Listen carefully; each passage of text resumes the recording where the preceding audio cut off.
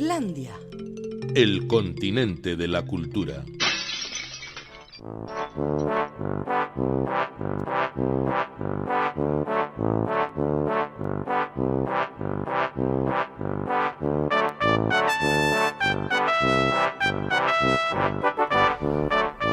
Tiempo ahora para nuestra tertulia quincenal dedicada a las humanidades. Hace ahora 200 años, el 17 de junio de 1815, a estas mismas horas, se iniciaban los preparativos para una de las más grandes batallas que se ha dado en la historia.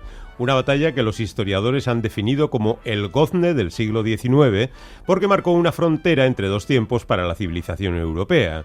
Los alemanes la denominaron Batalla de la Belle Alliance, los franceses como Batalla del Monte San Juan, pero finalmente ha quedado inscrita en los anales históricos con el nombre del lugar donde el duque de Wellington firmó el parte de la victoria de los aliados sobre el ejército francés, Waterloo, un pequeño pueblo situado a 20 kilómetros al sur de Bruselas, que hoy es conocido en el mundo entero por aquellos acontecimientos. Sobre una extensión de terreno de tan solo 4 kilómetros cuadrados, cerca de 200.000 hombres provenientes de toda Europa combatieron encarnizadamente durante aquel largo día de junio. Para quienes participaron y lograron sobrevivir, el recuerdo de Waterloo sería ya imborrable. De ahí que sobre esta batalla se hayan escrito y publicado miles de libros durante estos 2 siglos. A tan imponente bibliografía se ha sumado ahora nuevos títulos que abordan un aspecto que apenas había sido estudiado antes: la participación vasca en Waterloo. Participación que fue directa sobre el teatro de operaciones en el caso del famoso general Álava, pero que también fue indirecta a partir de la gran movilización de tropas que se produjo en la frontera pirenaica durante la primavera de 1815. Sobre este episodio trata el libro que acaba de ver la luz con motivo del bicentenario de Waterloo y del que es autor nuestro invitado que nos presenta nuestro hombre en la Sociedad de Estudios Vascos, Juan Aguirre. Arratsaldeon, Juan. Arratsaldeon, Félix y Quique. Pues sí, nuestro invitado de hoy es Carlos Rilova Jerico, doctor en Historia Contemporánea por la UPV y socio de Eusko Ikaskuntza, quien ya a principios de este año publicó un trabajo titulado Un Waterloo para los vascos, un ensayo donde ya avanzaba parte de su investigación en torno a este tema, y ahora ya de la mano de la Asociación de Amigos del Museo San Telmo ha sacado un libro titulado El Waterloo de los Pirineos,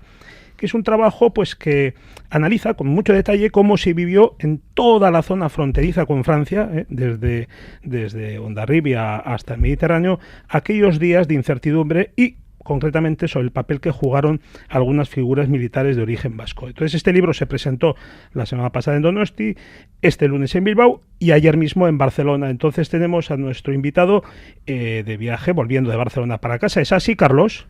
Efectivamente, estoy en Sabiñánigo. Eso es, entonces, kilómetro y resultado. Arratsaldeon, Carlos, bienvenido. Arratsaldeon, gracias. El resultado bien de las presentaciones. Bien, sí. Bueno, pues vamos con Waterloo, vamos a ver qué es lo que ocurrió hace exactamente 200 años, el último acto de las guerras napoleónicas, que se prolongaron durante casi 10 años y que afectaron a prácticamente todos los países europeos. Por esa razón, allí se volvieron a encontrar muchos veteranos de las guerras anteriores, incluidos los de las campañas en España y en el País Vasco. ¿Podría, señor Rilova Jerico, presentarnos a los actores de aquel gran drama? Intentaré hacer una presentación abreviada. Sí. Bueno, pues tenemos, por ejemplo, a figuras muy conocidas, como puede ser el propio Wellington, que efectivamente anduvo por nuestro territorio, por el País Vasco, en 1813. Aparte de él, pues podríamos considerar también al mayor Heitland, que fue un personaje menos conocido. Muere justo a las 7 de la tarde cuando la batalla de Waterloo llega a su eclosión el 18 de junio y bueno, este hombre se había hecho soldado, digamos, o había adquirido su pericia militar, como tantos otros de los que están en Waterloo aquel 18 de junio, la había adquirido en la campaña peninsular y sobre todo en las grandes batallas que se combaten en la zona de Navarra en el verano de 1813 y en la zona de Guipúzcoa. ¿Quién más estaba por allí? Pues bueno, prácticamente la mitad de los soldados que estaban combatiendo en el lado británico en la batalla de Waterloo habían hecho sus armas también en Sorauren, San Marcial, San Sebastián, etcétera, etcétera, ¿no? Y luego, pues no nos podemos olvidar de Miguel Ricardo de Álava, que era, pues vamos a llamarlo así, la mano derecha de Wellington, lo fue durante toda la campaña peninsular y luego, pues por una serie de circunstancias provocadas, está al lado de Wellington hasta el último momento de la batalla y le ayuda de una manera extraordinaria a la hora de plantear los movimientos tácticos que llevarán a la victoria, ¿no? Esa sería la presentación abreviada de quienes estuvieron allí en Waterloo y que en cierto modo pues nos atañen a nosotros hoy, ¿no? Uno cuando lee las crónicas y los libros de historia sobre la batalla de Wellington se sorprende al observar que en aquellos tiempos la movilización de un ejército en combate era tremenda, porque detrás de los miles de soldados y de todos los servicios, de intendencia, etcétera, los músicos, etcétera, iba un cortejo enorme de gente ajena, en principio, a la disciplina familiar, a la disciplina militar, podían ser familiares, etcétera, y que, bueno, en realidad venían a resultar una ciudad, era una ciudad entera la que se desplazaba detrás de sus banderas, ¿no es así?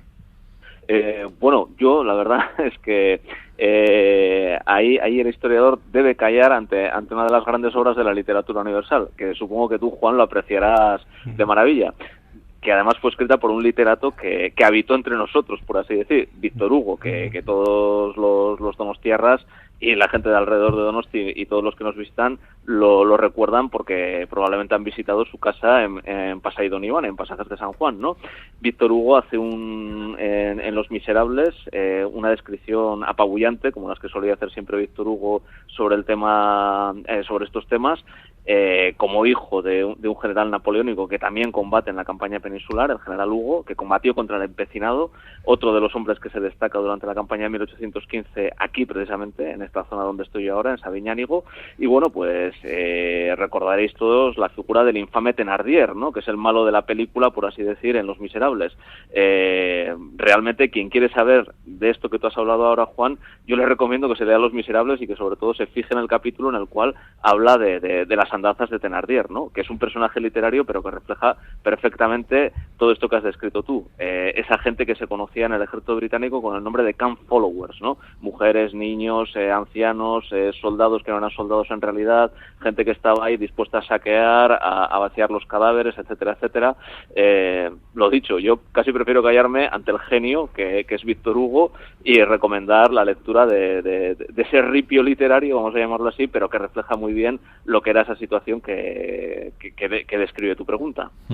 Bueno, pues si te parece, Carlos, vamos a entrar ya en la batalla o en los aledaños de la batalla, porque Napoleón penetra con sus ejércitos en territorio belga el 16 de junio, tal día como ayer hace 200 años, y los aliados intentan cerrar el paso hacia Bruselas apostándose delante de un bosque cerca de Waterloo. Parece que las cartas estaban echadas para que chocaran el domingo día 18, pero se dio la circunstancia de que la noche anterior llovió tremendamente y todo el terreno se convirtió en un auténtico lodazal, y puesto que la mayoría de los soldados dormía a la intemperie, pues pasaba una noche horrorosa, ¿no es así, verdad? Efectivamente, todas las crónicas coinciden en ese aspecto, las literarias y no literarias. Hay también otros pasajes de literatos menos conocidos que Víctor Hugo, como son Hermann Chatrian. Es una pena que sean menos conocidos porque describen muy bien también esa situación a la que te refieres, ¿no? Y luego también hay pues crónicas de historia muy bien escritas, pues por ejemplo por Alessandro Barbero, que nos describen la situación, ¿no?, miserable en la que estaban estos soldados, mojados, en unas situaciones infrahumanas, ¿no? Y sí, efectivamente, la climatología tiene un papel importantísimo en la batalla de Waterloo. A Félix seguramente le sonará algunos pasajes de una magnífica crónica cinematográfica de Waterloo, precisamente titulada así, Waterloo, la película de Bondarchuk del año 1970, y varias veces se dice, en la mañana de la batalla, en la noche entre el 17 y el 18 de junio, en la película se ve perfectamente cómo llueve a mares, ¿no? Y hay momentos en los que Napoleón dice: hoy saldrá el sol de Austerlitz. Claro, el sol que secase el terreno y que permitiese desplazar la artillería, que era la reina de las batallas para él, y que le hubiera permitido quizás haber ganado la batalla que hoy llamaríamos de Mont Saint-Jean en vez de llamar de Waterloo, ¿no? Sí, esa es la situación sin paliativos que existía en ese momento en Waterloo en aquellas fechas, ahora hace 200 años. Una situación poco agradable. Por la mañana, como se sabía que iba a haber batalla, pues empieza la música de trompetas, trombones, tambores, todo el mundo ahí para animar a las tropas. Y hay crónicas de soldados que dicen: sí, sonaba la música, pero a mí yo no tenía el cuerpo para fanfarrias después de una noche horrorosa, sin alimentos además, prácticamente, ¿verdad? O sea, se comenzaba el día con muy malos presagios en ese sentido. Bueno, en cualquier caso, luego la estrategia militar es un tema que tiene mucho prestigio, pero luego uno entra entra un poco así en el detalle de Waterloo y se da cuenta de que, bueno, pues aquí había mucha improvisación o flexibilidad, como solían decir, ¿no?, de Napoleón. Porque dicen, por ejemplo, que un ayudante le preguntó a Wellington sobre sus planes tácticos la víspera y le dice a su ayudante: ¿usted sabe qué va a hacer Napoleón? No. Entonces, ¿cómo voy a saber lo que haré yo? Es decir, había una parte de improvisación enorme. Efectivamente, Napoleón preguntaba a sus mariscales, a los que iba a hacer el mariscal, les preguntaba a ellos directamente o preguntaba a gente que les conocía, les decía, pero este hombre tiene suerte, porque la suerte era un factor fundamental, ¿no? Y la capacidad de improvisar. Y de hecho había también unidades, como por ejemplo la de los famosos fusileros, los Green Jackets, los chaquetas verdes, los francotiradores del ejército británico, que han sido tan afamados y se les ha dado a conocer tanto a través del cine, la literatura, etcétera, etcétera. Esos hombres, por ejemplo, combatían de una manera improvisada muchas veces, ¿no? Su objetivo, sobre todo, era matar al mayor número de oficiales enemigos que pudieran, que es lo que hacen durante la batalla de Waterloo, y estos hombres, pues por ejemplo, combatían a su aire, por así decir, ¿no? Y luego, pues como digo, eso no solamente era privativo de estas unidades un poco especiales, ¿no?, como podían ser las de los Voltigeurs, que eran los francotiradores franceses, o la de los francotiradores británicos, los Green Jackets, ¿no? Sino, pues, vuelvo otra vez a lo que preguntaba Napoleón a sus mariscales, o lo que preguntaba sobre sus mariscales, ¿no? Este hombre tiene suerte, porque si no tiene suerte no le voy a nombrar mariscal, ¿no? Porque por un lado están los grandes planes, pero por otro lado, claro, en la guerra, pues ya sabemos que como en la vida, las cosas no suelen salir a veces como están planeadas, y hay gran cantidad de improvisación, ¿no? De todas maneras, Waterloo se ciñó bastante al guión, ¿eh? La verdad es que las cosas yo creo que ya estaban un poco pautadas en el terreno, y Napoleón tenía, pienso yo, un 90% de posibilidades de no conseguir lo que iba a conseguir. Hubiera tenido que tener una gran cantidad de suerte tremenda, la suya propia y la de todos sus mariscales, para cambiar el signo de la batalla, ¿eh? Pero bueno, ese es un poco el esquema en el que nos movemos. Bueno, podemos decir que en aquella época una batalla era una suma de infinidad de combates aislados, ¿no?, de cuerpo a cuerpo, hombre contra hombre. Y cuando caía uno, el vencedor tenía que enfrentarse a otro, o sea que era casi una prueba de resistencia por parte de los soldados. Ganaba el que más aguantaba, no solo físicamente, sino también psicológicamente, porque la resistencia al pánico era un factor fundamental, tanto más que las guerras contemporáneas. De repente salía uno corriendo y todos los de alrededor se marchaban, ¿no? Así más o menos eran las guerras, no solo entonces, sino 500 años antes y los 500 anteriores. Efectivamente. Esto... con respecto a la situación en Waterloo, hay episodios verdaderamente estremecedores. Por ejemplo, Alessandro Barbero, que ha escrito quizás uno de los mejores libros sobre la batalla, precisamente titulado así La batalla, describe cómo en los últimos momentos del 18 de junio, en la tarde del 18 de junio, hacia las 7, que es cuando ya se decide quién va a ganar la batalla, si los franceses o los británicos, quién va a romper la línea de quién, como bien decías, Félix, la cuestión era a ver quién aguantaba y quién no rompía la línea, ¿no? Pues hay un momento en el cual los sargentos de algunas de las unidades, de algunos de los regimientos que están cerrando el paso a las puertas de Napoleón hacia Bruselas, que de eso se trataba, de quién rompía o quién no rompía el paso hacia Bruselas, están apoyando las picas. Las picas eran una especie de largas lanzas de cerca de 2 metros, acababan en una punta parecida a la de las jabalinas, y era el signo distintivo de mando del sargento, ¿no?, y con el que alineaba a los hombres, tal y como lo vemos en las películas, ¿no? Como en esta que te decía antes, la de Sergei Bondarchuk, se ve muy bien ese despliegue en línea propio de la época. Entonces nos dice Barbero, basándose en documentos de la época, de gente que estuvo allí, como en ese momento, hacia las 7 de la tarde, cuando llega el momento decisivo de la batalla, los sargentos británicos tenían apoyadas las picas en la espalda de los soldados que tenían más cerca de ellos, porque instintivamente el soldado iba reculando, avanzaba la Guardia Imperial, que tenía, bueno, pues un prestigio inmenso y se la temía mucho, se pensaba que eran invencibles prácticamente, aunque algunos vascos como Jauregui, por ejemplo, podrían haber asegurado, y navarros como Mina podrían haber tranquilizado a estos soldados diciéndoles que la Guardia Imperial era vencible y que la habían vencido en 1813, ¿no? Pero en ese momento, a las 7 de la tarde, hacia las 7 de la tarde del 18 de junio, lo que funciona ahí es la pica del sargento apoyada en la espalda del soldado, que instintivamente se iba retirando hacia atrás y bueno, muerto de miedo, estaba a punto de romper la línea, y como en algunas películas hemos visto, pues por ejemplo El Patriota, siempre se ve, ¿no?, cómo rompen la línea los milicianos yanquis y cómo eso fastidia la batalla, ¿no? En Waterloo podría haber pasado exactamente lo mismo, y la situación es tan crítica, como os digo, que los propios sargentos estaban dispuestos a matar al hombre que retrocediese más, ¿no?, clavándole la pica en la espalda. Creo que se podrían contar más anécdotas sobre ese tema, pero bueno, esa yo creo que es la más ilustrativa. Esa y la frase de Wellington sobre este tema. Aquello era como un boxeo, era como un combate de pugilato. Dos boxeadores pegándose a ver quién conseguía tumbar antes a quién. Y en este caso, el púgil, por así llamarlo, que ganó, el que más resistió, el que más golpes endosó y el que más golpes arreó a su contrario fue Wellington. Hombre, Carlos, también porque a media tarde aparecieron de forma imprevista, por lo menos para Napoleón, las divisiones prusianas a las que había vencido dos días antes, con las que no contaban, y que desniveló la balanza, ¿verdad? Efectivamente, pero en ese momento podría haber entrado el factor suerte del que hablábamos antes, ¿no? Si los sargentos hubiesen sido vapuleados por sus propios hombres y les hubiesen roto las picas en la cabeza, se hubiese abierto un hueco en la línea británica, hubiesen echado a correr hacia el bosque de Soignes, o hacia los bosques que tenían en las espaldas, como bien habéis señalado antes, que eso se discutió muchísimo, ¿no? Si tenía que tener el ejército británico a la espalda un bosque o no, si era bueno o no era malo. Al final Wellington decidió que era mejor tener el bosque.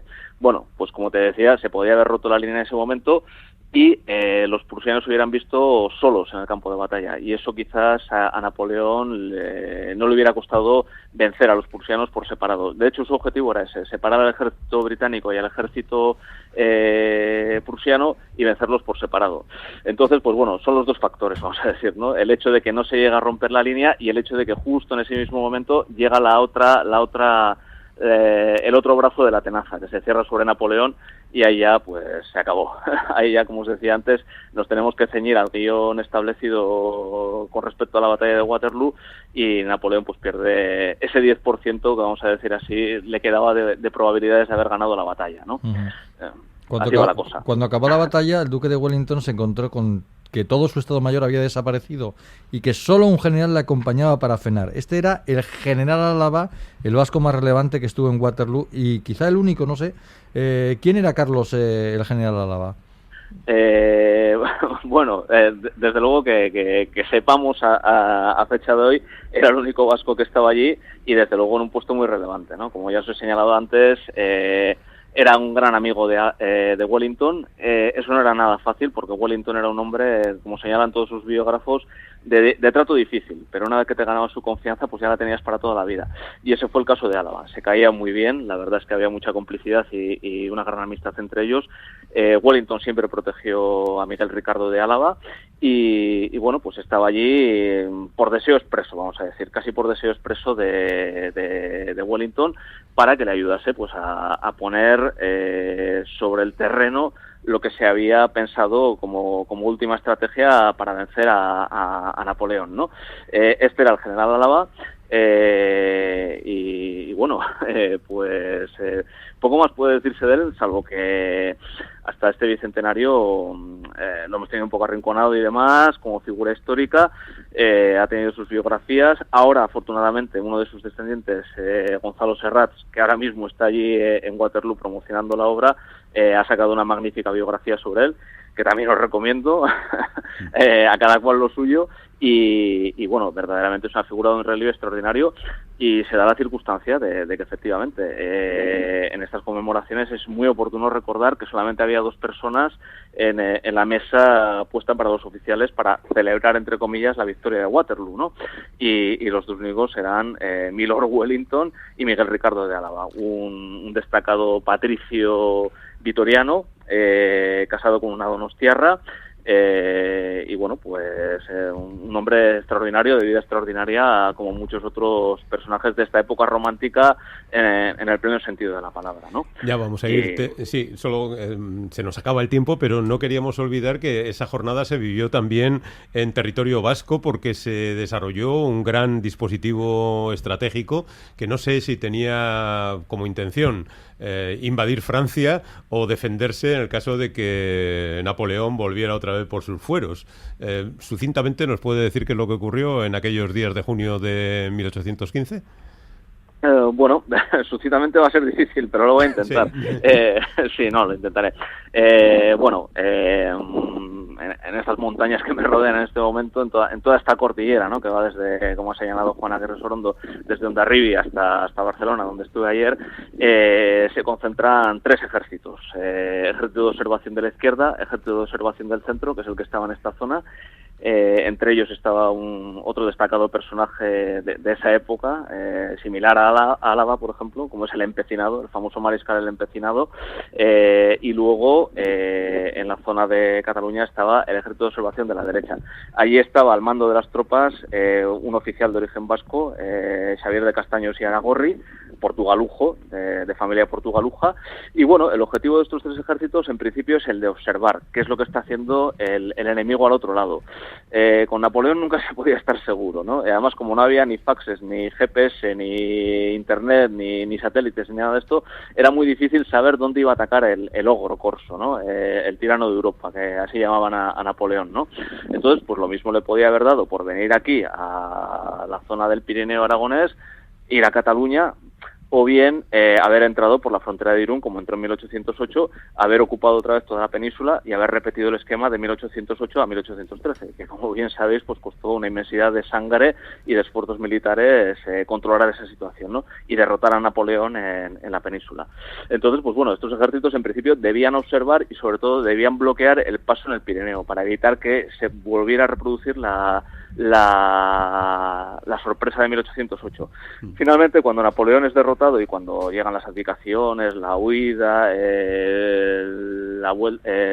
cuando vuelven a coger a Napoleón prisionero y lo llevan ya a Santa Elena, etcétera, etcétera, las tropas entran por Cataluña y por la zona de Irún, y bueno, es un movimiento incruento, no es una gran batalla. Yo describo en el libro todos estos acontecimientos y bueno, digo que quizás no es tan memorable como una batalla en la que mueren miles de personas como ocurre en Waterloo, en torno a Bruselas, pero añado que deberíamos tener en cuenta que no solamente debemos recordar como hechos históricos estas grandes batallas, estos grandes hechos sangrientos, sino también las que se ganan sin disparar un solo tiro y sin cuyo conocimiento, pues nuestra idea de lo que fueron las guerras napoleónicas y del fin de Napoleón no estaría completa, ¿no? Muchas gracias. Nos ha pillado el tiempo ya, Carlos Rilova, Jerico. Le deseamos un estupendo viaje de regreso a casa. Gracias. Y que el Waterloo de los Pirineos pues encuentre a su público. Está editado por la Asociación de Amigos del Museo San Telmo. Muchísimas gracias. A vosotros. Juan, venga. Gracias por estar con nosotros toda esta temporada y que pases un buen verano. Igualmente ha sido un placer enorme y agradecido también a Eusko Ikaskuntza, por supuesto, que hace posible este espacio. Gracias. Vale, un abrazo.